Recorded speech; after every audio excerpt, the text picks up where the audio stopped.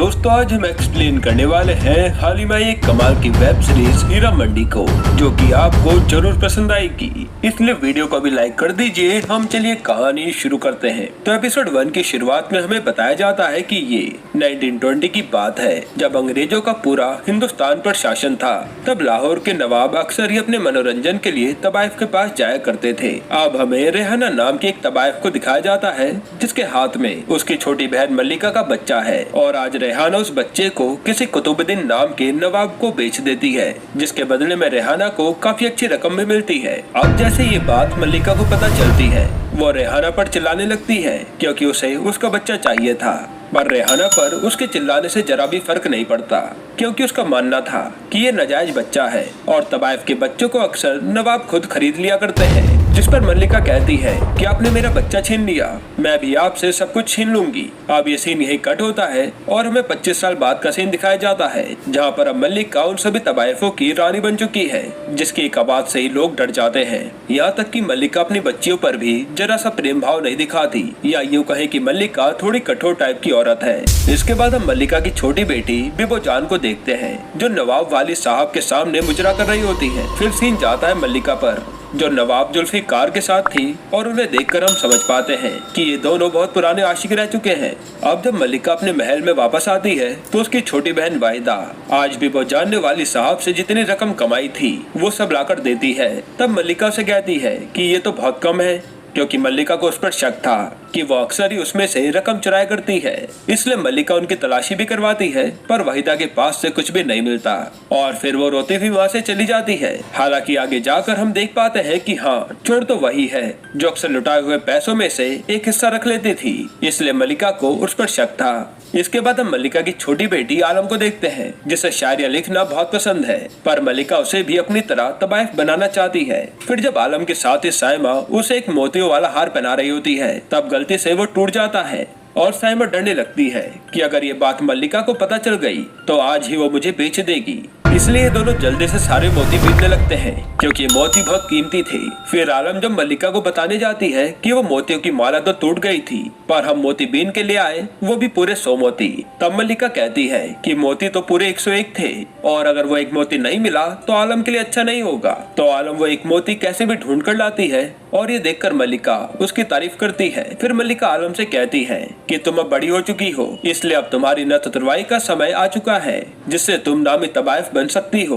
पर आलम को तो ये सब पसंद ही नहीं है, उसे तो एक शायरा बनना है। अब अगले दिन मल्लिका आलम की नथ तुड़वाई का ऐलान भी कर देती है। तब ये बात आलम अपनी दोनों बड़ी बहनों को बताती है कि वो तबाइफ बनना नहीं चाहती और उसके तो सपने कुछ और ही हैं। तब बड़ी बहन लज्जो कहती है कि हमारी किस्मत में यही लिखा है, क्योंकि मेरी बुआ तो मुझे 6 साल की उम्र में यहाँ पर बेचकर चली गई थी, तब से मैं मल्लिका के साथ हूँ। इस पर बीबो भी कहती है कि हमें भी तो यहाँ से निकलना था, पर हम कहाँ निकल पाए। अब इनकी बातों से हम ये भी जान पाते हैं कि लज्जो को नवाब जोरावर से प्यार है और वो उससे शादी भी करना चाहती है, ताकि वो इस नर्क की दुनिया से बाहर निकल सके। और प्यार के कारण ही उसे शराब के नशे का भी चस्का लग चुका है। इसके बाद हम एक नवाब ताजदार को देखते हैं, जो हाल ही में इंग्लैंड से पढ़कर लौटा है।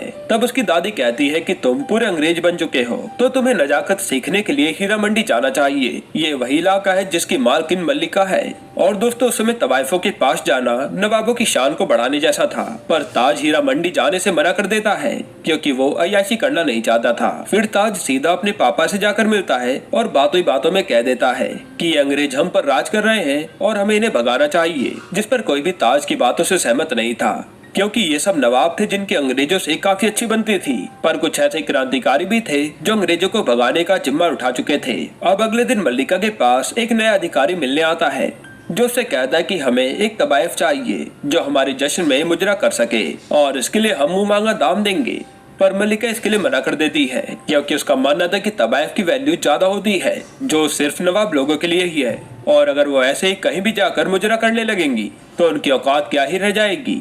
जो सुनते ही वो ऑफिसर गुस्से में वहाँ से चले जाता है और वो मन बना लेता है कि वो इस मल्लिका को सबक सिखाकर रहेगा। इसके बाद वो ऑफिसर उस्ताद को बुलाता है, जो हीरा मंडी में काफी अरसे से काम कर रहा है, और वो उससे कहता है कि मुझे मल्लिका की कमजोरी चाहिए, क्योंकि मुझे उससे बदला लेना है। अब रात को मल्लिका आलम से एक पार्टी में चलने को कहती है, पर आलम तो इसके लिए बहाना बना देती है कि मेरी तबीयत खराब है। तब मल्लिका बताती है कि आज तो बड़े शायर नियाजी साहब भी उस पार्टी में आने वाले थे, पर अब तुमने मना कर दिया है तो मैं अकेली चली जाऊंगी। ये सुनते आलम तुरंत मान जाती है, पर अब मल्लिका उसे नहीं ले जाती। तब आलम मल्लिका की बग्गी के पीछे चुपचाप बैठ जाती है, क्योंकि वो नियाजी साहब की बड़ी फैन थी। अब जब ये लोग वहाँ पहुँचते हैं तो वहाँ नियाजी साहब की सब लोग शेर व शायरी सुन रहे थे और आलम उनकी शायरी लिखने लगती है। तभी ताज उसे देख लेता है और होना क्या था, ताज आलम को देखते ही उसका दीवाना हो जाता है। फिर वो आलम के पास जाता है और उससे बात करने की कोशिश करता है, पर उसी समय वो पार्टी खत्म हो जाती है जहाँ से सब चल देते हैं और ताज हर जगह आलम को ही ढूंढ रहा था। तभी ताज की दादी उसे मल्लिका से मिलवाती है और कहती है कि इनकी बेटी की नथ तुरवाई के लिए आपका नाम हमने दे दिया है, जिस पर ताज हीरा मंडी की बेइज्जती कर देता है और मल्लिका इसे नाराज होकर चली जाती है। इसके बाद जब आलम वापस बग्गी के पीछे बैठकर महल पहुंचती है तो इस बार मल्लिका को पता चल गया था कि आलम भी वहाँ आई है, पर वो उसे उस समय कुछ कहती नहीं। फिर अगली सुबह होते ही सजा के तौर पर वो आलम की सारी शेर व शायरी वाली डायरी फाड़कर आग में जला देती है। इससे हम समझ पाते हैं कि मल्लिका में कितना गुरूर भरा है कि अगर कोई उसकी बात ना माने तो उसे सजा देने के लिए वो किसी भी हद तक जा सकती है। इधर हम बिब्बो को वाली साहब के साथ देखते हैं जो आशिकी कर रहे थे। तभी एकदम से वाली साहब को जाना पड़ता है और वो बताते हैं कि शहर में कुछ बागी अंग्रेजों के खिलाफ धरने पर उतर आए हैं, इसलिए आज अंग्रेज हो सकता है कि उन पर गोलियां चलवा दें, इसलिए हमें ये सब रोकने जाना पड़ेगा।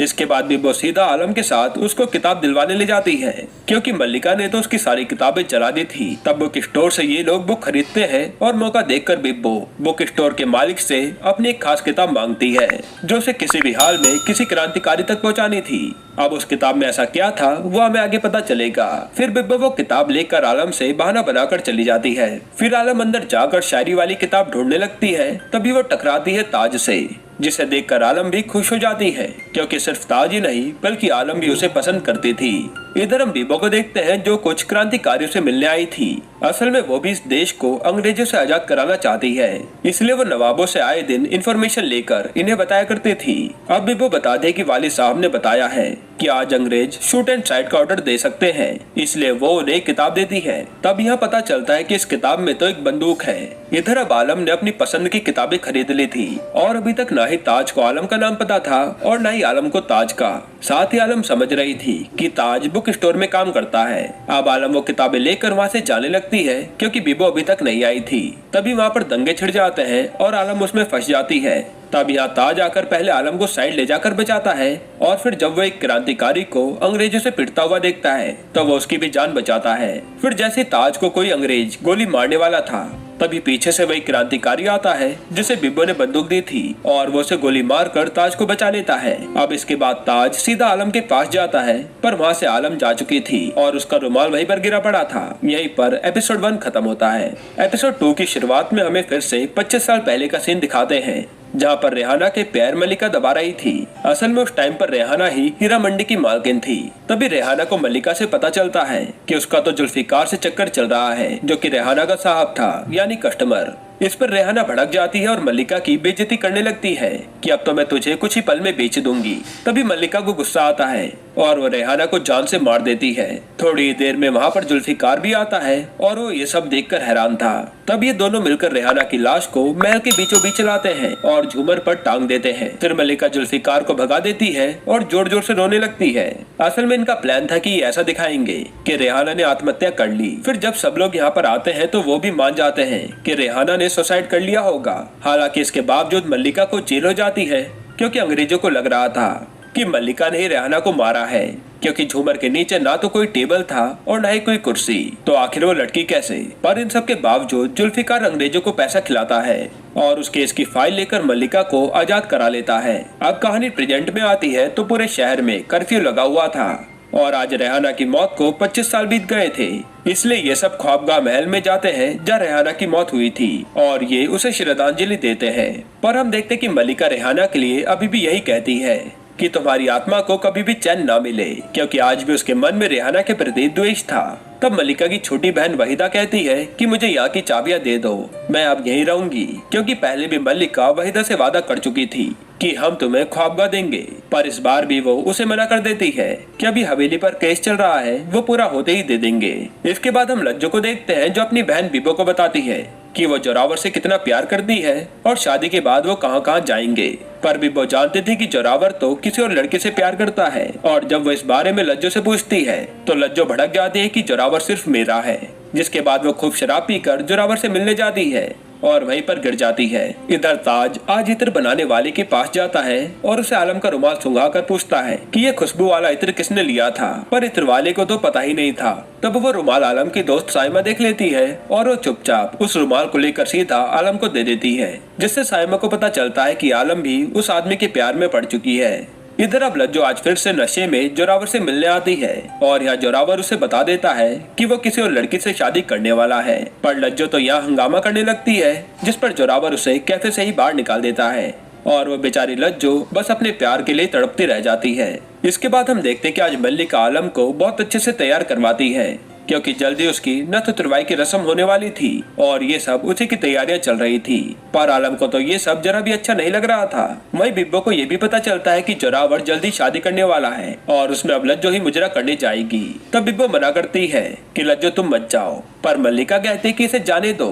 अब इसके बाद जोरावर की शादी होती है और वहाँ लज्जो मुजरा दिखाने पहुँच जाती है। फिर जब मुजरा शुरू होता है तो लज्जो बात बात पर जोरावर से चिपके जा रही थी, इसलिए तंग आकर जोरावर उसे चाटा लगा देता है। तभी वह मल्लिका पहुंच जाती है और वो कहती है कि जो भी लज्जो ने किया उसके लिए उसे माफ कर दो, पर अब जो तुमने किया उसके लिए तुम भी लज्जो से माफी मांगो। इस पर जोरावर गुस्से में मल्लिका को सुनाने लगता है कि तुम तबाइफों की हमारे सामने औकात ही क्या है। तब मल्लिका गुस्से में यहाँ पर एक सच बताती है कि तुझे लगता है तुझ में नवाबी खून है, पर असल में तू मेरी औलाद है जिसे तेरे पापा खुद छीनकर मुझसे ले गए थे। ये सुनकर भरी महफिल में जोरावर शर्मसार हो जाता है, क्योंकि अब तक तो वो गलत फहमी में था कि वो नवाबी खून है। इसके बाद मल्लिका और लज्जो बग्गी से जा रहे होते हैं और लज्जो खूब शराब पी रही थी। तभी एकदम से लज्जो गिर जाती है और मल्लिका देखती है लज्जो अब इस दुनिया में ही नहीं रही। अब इसके बाद सब लोग लज्जो को अंतिम विदाई देते हैं और किसी के भी आंसू नहीं रुक रहे थे। सबका यही मानना था कि प्यार में तो यही हसर होता है। अब इसके बाद यहाँ एंट्री होती है रेहाना की बेटी फरीदान की, जो पूरी अपनी माँ की तरह ही लग रही थी। वो मल्लिका से कहती है कि मैं अपनी माँ का बदला लेने आई हूँ और जल्दी यहाँ से एक और जनाजा निकलेगा। जिसके बाद वो मल्लिका से अपनी माँ की अंगूठी छीन लेती है और यहाँ से जाने लगती है। यहीं पर एपिसोड 2 खत्म होता है। एपिसोड 3 की शुरुआत में हम 25 साल पहले मल्लिका और जुल्फिकार को साथ में देखते हैं, जहाँ वहीदा उनके पास आती है और कहती है कि रेहाना के नाम 2 महल थे, एक शाही महल जिसमें आप रहती हैं और एक ख्वाबगा महल जो वीरान पड़ा है, इसलिए आप उसे मेरे नाम कर दीजिए। तब मल्लिका भी कह देती है कि हाँ, हम उसे तुम्हें सौंप देंगे, पर वहीदा का कहना था कि आप दस्तखत कर दीजिए ताकि ऑफिशियली मेरा हो जाए। तब इसी बात को लेकर यहाँ गर्मा गर्मी हो जाती है और जुल्फिकार गुस्से में उसी पेन से वहीदा के चेहरे पर वार करता है और यही निशान आज तक वहीदा छुपा कर रखती है, क्योंकि इससे उसकी सुंदरता कम हो गई थी। अब कहानी प्रेजेंट में आती है, जहाँ आज मल्लिका और वहीदा ख्वाबगाह के मामले के लिए कोर्ट जा रहे थे। असल में ख्वाबगाह महल जिस नवाब का था उसने खुश होकर उसे रेहाना को दिया था और अब उस नवाब की मौत के बाद उसके घर वाले ख्वाबगाह महल वापस मांग रहे हैं, जो मल्लिका देना नहीं चाहती। इसलिए इनका केस कोर्ट में चल रहा था और मल्लिका ने वहीदा से वादा भी किया था कि जैसे ही वो ये केस जीतेंगे ख्वाबगाह उसकी होगी। अब कोर्ट में नवाब की फैमिली का वकील ख्वाबगाह की मांग कर रहा था। तब मल्लिका उसका मुंह तोड़ जवाब देती है कि मेरे पास तो ख्वाबगाह की चाबियां हैं, तुम्हारे पास उसके पेपर हो तो बताओ। उसी समय हम वहाँ पर फरीदन को भी देखते हैं, जो पूरा केस सुन रही थी। यहाँ मल्लिका नवाब के बेटे की भी बेइज्जती कर देती है, जिस पर वो उसका गिरेबान तक पकड़ लेता है और कोर्ट में मल्लिका के जवाब के कारण ख्वाबगाह मल्लिका का हो जाता है। इसके बाद मल्लिका ख्वाबगाह की चाबी वहीदा के हाथ में देती है, जिससे वहीदा काफी खुश हो जाती है, क्योंकि उसे तो बचपन से ही ख्वाबगाह चाहिए था। अब अगले दिन जब वहीदा मल्लिका के पास आती है तो देखती है कि वहाँ तो उस नवाब की बीवी बैठी है और मल्लिका वहीदा से ख्वाबगाह की चाबी लेकर उस नवाब की बीवी के हाथ में दे देती है। यानी यहाँ फिर से वहीदा का मल्लिका ने पागल बना दिया था। और जब वहीदा गुस्सा होती है तो मल्लिका बताती है कि अगर फरीदान ने हम पर अपनी माँ के हिस्से का महल मांगने के लिए केस कर दिया तो हम हार जाएंगे और मुझे हारना मंजूर नहीं है, इसलिए ये महल जिसका है उसे लौटा दिया। अब रात को वहीदा आकर मिठाई बांटने लगती है कि ख्वाबगाह में नवाब की बीवी रहने आ गई है। असल में ख्वाबगाह मल्लिका के महल के सामने ही था इसलिए जब ये लोग खिड़की से देखते हैं तो पता चलता है कि नवाब की बीवी से तो ये महल फरीदान ने ले लिया है, जो देखकर मल्लिका के होश उड़ जाते हैं, क्योंकि फरीदान भी यहाँ पर कोई कच्ची खिलाड़ी नहीं थी, वो यहाँ जरूर कुछ कांड करने आई है। अब अगले दिन फरीदान के पास उस्ताद जी आते हैं, जिन्हें पल पल की खबर रहती है। फिर इन दोनों के बीच खूब बातें होती है और उस्ताद जी फरीदान को मल्लिका की कमजोरी बताने लगते हैं कि उसकी बेटी आलम तो तबायफ बनना ही नहीं चाहती और सुना है उसे किसी से मोहब्बत भी हो गई है। साथ ही वो कहता है कि एक अंग्रेज अधिकारी हाल ही में आया है, उससे बात करो, वो भी मल्लिका से बदला लेना चाहता है। इधर हम आलम को देखते हैं, जो आज बुक स्टोर पर ताज से मिलने आई थी, क्योंकि उसे लग रहा था कि वो तो यहीं पर काम करता है। पर स्टोर का मालिक बताता है कि वो कोई नौकर नहीं थे, बल्कि ताज एक नवाब है। तब आलम सोचती है कि अब उन्हें मिलना होगा तो मिल ही जाएंगे। यहाँ ताज आज क्रांतिकारियों के ग्रुप से मिलता है, जहाँ हामिद नाम का आदमी भाषण दे रहा था और आगे क्या रणनीति अपनानी है वो बता रहा था। तब ताज उनके साथ ही मिल जाता है। इधर हम उस्ताद को देखते हैं, जो ख्वाबगाह में कुछ लड़कियों को लेकर आता है जो अब यही तबायफ का काम करेंगी। फिर उस्ताद फरीदान को ताज की फोटो दिखाकर कहता है कि यही है जिससे आलम इश्क करती है और मल्लिका ने इसी को सेलेक्ट भी किया है उसकी नत उतरवाई के लिए। पर वो लड़की ये बात नहीं जानती, अगर आप इसको अपना बना ले तो मल्लिका को तगड़ा झटका लगेगा। पर फरीदान कहते कि नहीं, अब हम इन्हें मिलवाएंगे जिससे इनके बीच इश्क होगा, और इश्क तो सब कुछ निकल जाता है। फिर उस्ताद बताता है कि बिबो जान के साहब वाली साहब हैं, जिन्हें वो बहुत चाहती है, उनका कुछ करना है क्या? तब फरीदान कहते कि हाँ, हमारा शिकार वाली साहब होंगे। इसके बाद यहाँ आलम बीबो के पास आती है और वो उसे कहती है कि आपके साथ दावत पर हम भी चलेंगे। असल में वाली साहब ने बीबो के लिए दावत रखवाई थी, जहाँ बड़े बड़े नवाब आते थे, और आलम को लग रहा था कि शायद वहाँ ताज भी आएगा, क्योंकि उसे ताज से मिलना था। इसके बाद हम रात को वाली साहब की दावत देखते हैं, जहाँ वाली साहब बिब्बो की खूब तारीफ कर रहे थे। तभी वहाँ उनसे मिलने फरीदान आती है और वो वाली साहब से फ्लर्ट करने लगती है, जिसे देख बिब्बो को अच्छा नहीं लगता और वो समझ जाती कि ये वाली साहब कोई मुझसे छीनने आई है, इसलिए वो उन्हें वहाँ से अपने साथ ले जाती है। इसके बाद फरीदान सीधा आलम से मिलने जाती है और बातों बातों में ताज का जिक्र छेड़ देती है और ये भी कहती कि ताज से प्यार करती हो तो कल दरगाह पर दुआ मांगना, वो तुम्हारा हो जाएगा। जिस पर आलम ज्यादा कुछ नहीं बोलती। फिर जब उसे ताज दिखता है तो वो उससे बात करने चली जाती है। अब ये दोनों यहाँ काफी सारी बातें करते हैं, अपने अपने पसंद की शेर व शायरी पढ़ते हैं, पर अभी भी इन्हें नहीं पता था कि कौन कहाँ रहता है। यहाँ तक कि इन्हें तो एक दूसरे के नाम भी पता नहीं होते। इसके बावजूद इन्हें प्यार हो जाता है। इसके बाद फरीदान ताज से मिलती है और उससे आलम की बातें करने लगती है। फिर वो कहती कि अगर मैं तुम्हारी मुलाकात आलम से करवा दूं तो, जिस पर ताज को विश्वास नहीं होता, लेकिन फरीदान कहती है कि तुम दोनों की मुलाकात कल दरगाह में होगी जो हीरा मंडी में है। तब ताज कहता है कि उस तबायफ के इलाके में उस शरीफ लड़की का क्या काम, पर फरीदान उसे ये नहीं बताती कि आलम एक तबायफ की बेटी है, क्योंकि वो जानते थे कि इससे ताज शायद आलम से दूरी बना लेगा और यहाँ प्लान खराब हो सकता है। अब अगले दिन आलम ताज का दरगाह पर इंतजार कर रही थी, क्योंकि वो फरीदान की बातों में आ गई थी। पर काफी समय बीत जाता है, ताज वहाँ नहीं आता और ये सब ऊपर से फरीदान देख रही थी। उसी समय वहाँ ताज आ जाता है, पर उससे पहले आलम उठकर फरीदान से मिलने पहुँच जाती है। अब फरीदान उससे कहती है कि जैसा मैंने कहा था वैसा ही हुआ और देखो तुम्हारा ताज आ गया। तब आलम दूरबीन से ताज को देखकर उससे मिलने भागती है, पर तब तक तो ताज वहाँ से जा चुका था और फरीदान उससे कहती है कि अब तुम उससे अगले हफ्ते ही मिल पाओगी। अब जैसा फरीदान ने कहा था वैसा ही आलम के साथ हुआ था, इसलिए आलम को विश्वास हो जाता है कि फरीदान काफी कुछ जानती है। इसके बाद फरीदान सीधा उसी अधिकारी से मिलने जाती है जो मल्लिका का दुश्मन था और वो अपनी माँ रेहाना का केस खुलवाने की बात करती है।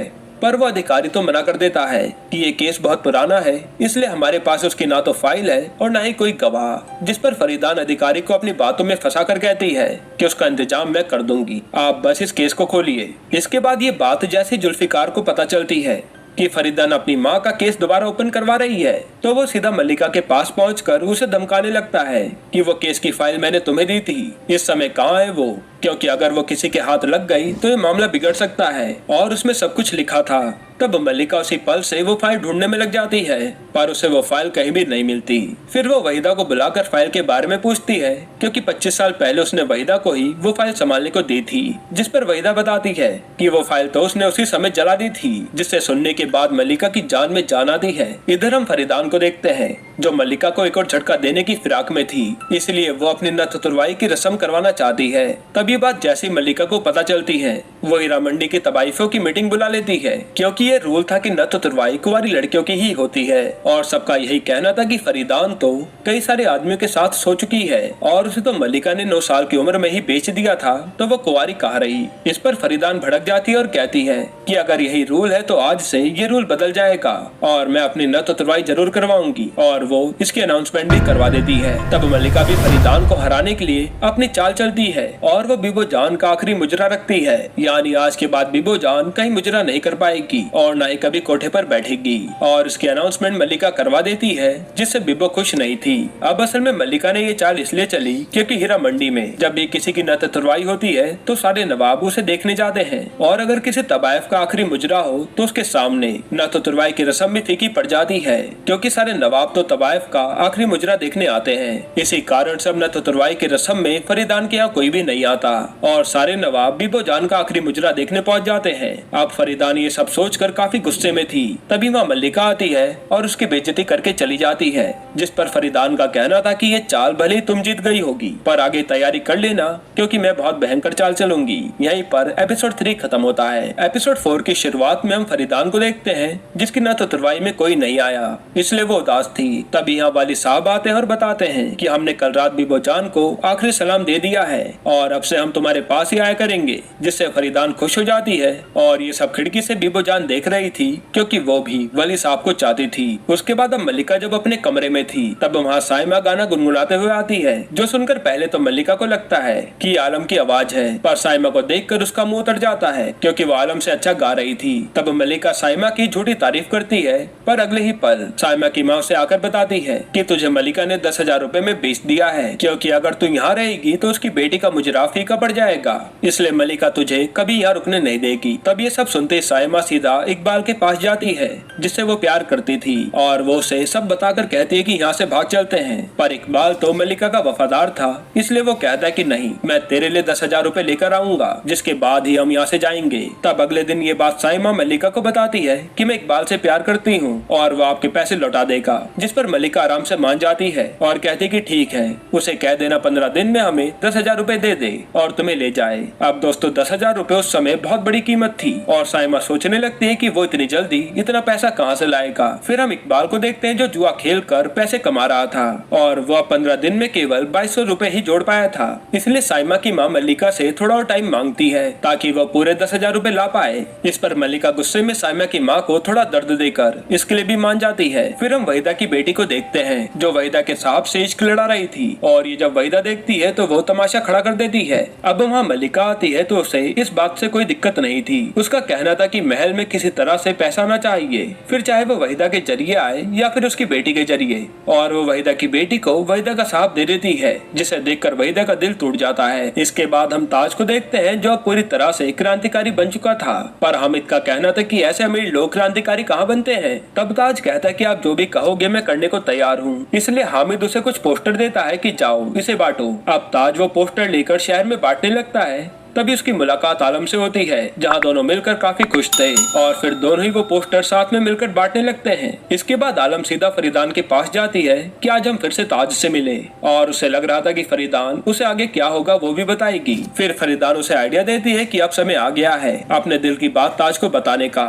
इसलिए वो उससे खत लिखने को कहती है कि हमें दे देना, हम उस तक पहुँचा देंगे। फिर जब आलम फरीदान के यहाँ से आ रही थी, तब उसे बीबो जान देख लेती है, पर वो उसे कुछ कहती नहीं। इधर हम वाली साहब को देखते हैं, जो फरीदान और आलम की बात सुनकर समझ गए थे कि फरीदान आलम का इस्तेमाल कर रही है, इसलिए वो फरीदान को कहते हैं कि चाहे कुछ भी हो जाए, मल्लिका को हराने के लिए तुम आलम का इस्तेमाल मत करना, वरना अच्छा नहीं होगा। इस साइड अब बीबो आलम से आकर कहती है कि फरीदान के पास मत जाया करो, वो हमारी दुश्मन है, जिस पर आलम बताती है कि वो ताज नाम के लड़के से प्यार करती है और फरीदान उस तक हमारे पैगाम पहुँचाएगी। जिस पर बीबो वो खत ले लेती है और कहती है कि इसे हम पहुँचा देंगे, क्योंकि वो ताज को जानती थी। इसके बाद बीबो ये खत सीधा बुक स्टोर में लाकर दे जाती है, और इसी बीच उसे ऐसा लग रहा था कि जैसे कोई उसका पीछा कर रहा हो। अब इस खत में आलम ने अपने दिल की बात कही थी, जिसे पढ़कर ताज खुश हो जाता है। इधर अब फरीदान उस ऑफिसर को घर बुलाती है और कहती है कि हमारे पास मल्लिका के खिलाफ गवाह है, और वो गवाह होती है वहीदा। पर उसे देखते वो ऑफिसर वहाँ से चला जाता है, क्योंकि वहीदा कुछ भी नहीं बोल रही थी,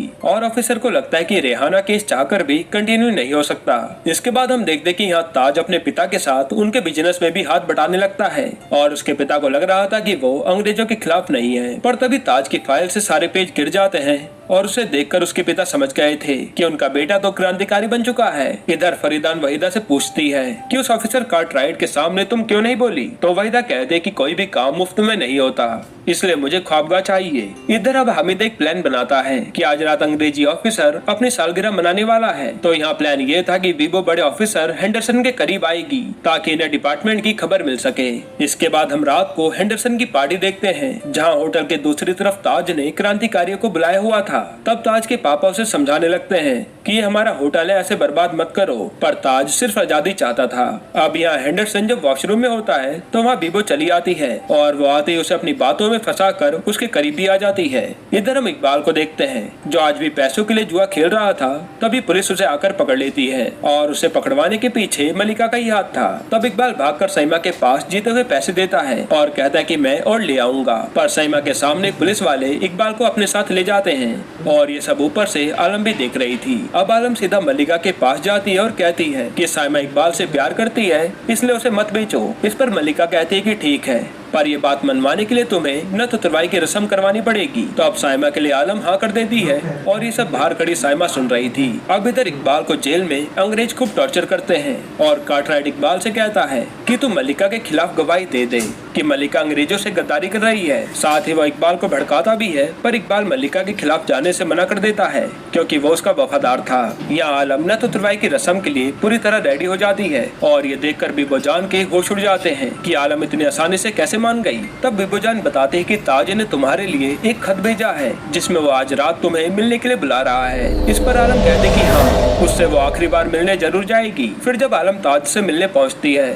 तो हम ताज को देखते हैं जो क्रांतिकारियों के साथ लगा हुआ था, इसलिए वो आलम से मिलने नहीं आ पाता और आलम वहाँ एक खत रखकर चली आती है। फिर वहाँ से आने के बाद आलम अब अपनी नथ उतरवाई की तैयारियों में लग जाती है।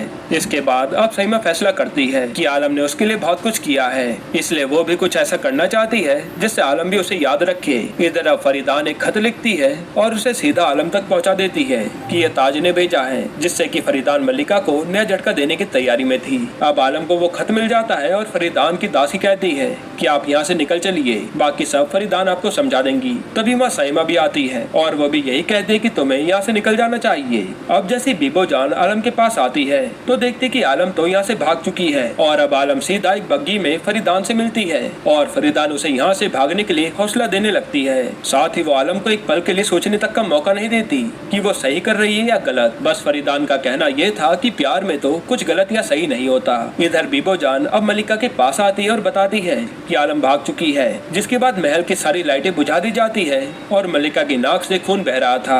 वहीं हम फरीदान को देखते हैं जो आलम को भगाकर काफी खुश थी और यहीं पर एपिसोड 4 खत्म होता है। दोस्तों ये वेब सीरीज काफी बड़ी है, इसलिए हम बाकी का एक्सप्लेनेशन अगली वीडियो में ले आएंगे। अगर आपको वीडियो जल्दी चाहिए तो कमेंट में पार्ट 2 लिख दीजिएगा, हम जल्द से जल्द लाने की कोशिश करेंगे। बाकी अगर आपको हाल ही में आई एक कमाल की वेब सीरीज देखनी है तो आप ये वीडियो देख लीजिए।